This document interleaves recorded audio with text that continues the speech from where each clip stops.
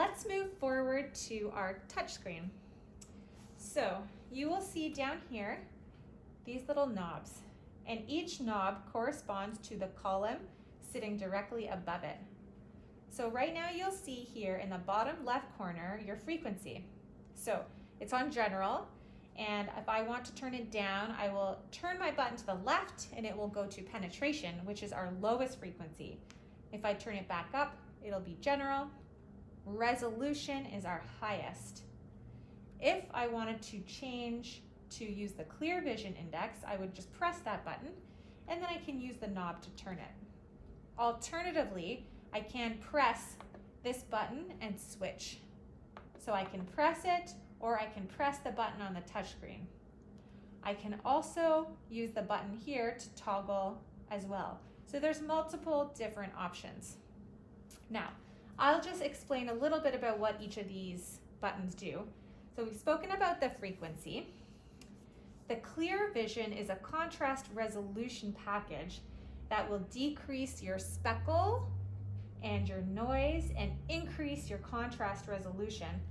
So typically it's set on 3 for almost all the presets, which I really like, but feel free to play around with it. For gynae, I do sometimes like to put it on 4. It will help pop the endometrium out for you. You also have the option to turn it off, okay? Multi-vision is Samsung's name for spatial compounding. Depending on what preset you are on, you will have the option to change the level of compounding, or you can turn it on or off. Your dynamic range is here, and you can use the dial to quickly change that. Here's your frame averaging. FSI is full spectrum imaging. Feel free to play around with that. I like number 1 for almost everything. If it's a very superficial structure, number 2 can be nice and crisp things up for you. Number 3, I tend not to like and I don't really recommend. Moving to the next button, you have your reject level. That is your signal to noise ratio. And then your scan area. And I will show you what this does, but that's basically your coned down version of your image to increase your scan lines. Over here is your gray map.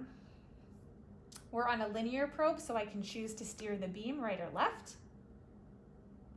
Okay?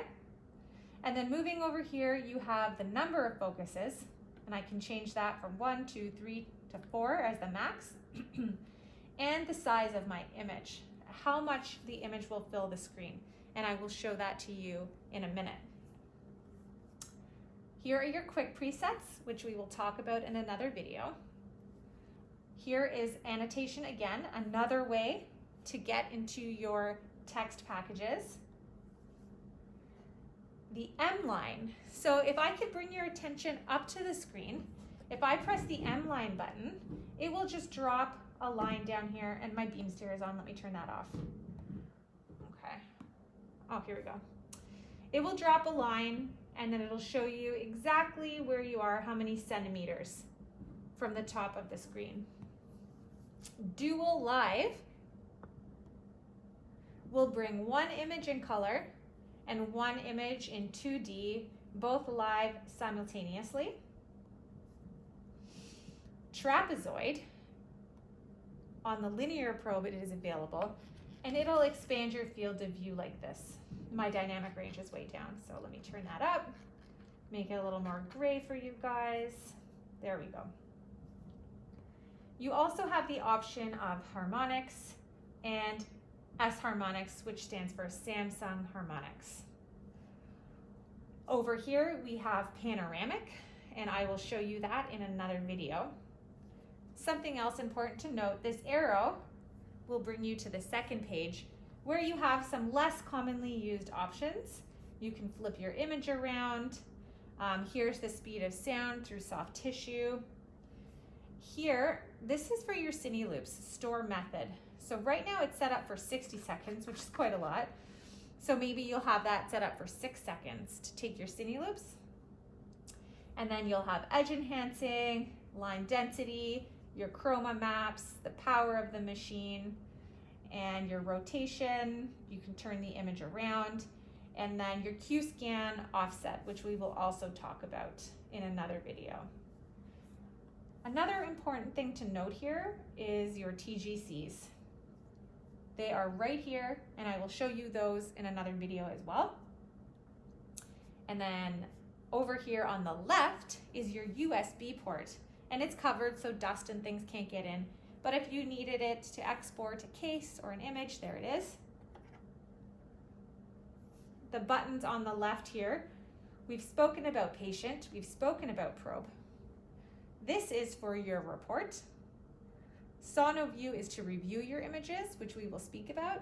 And this button here is to end the case. Over here is your settings button. I'm sure we will talk about that. And some more programmable user keys.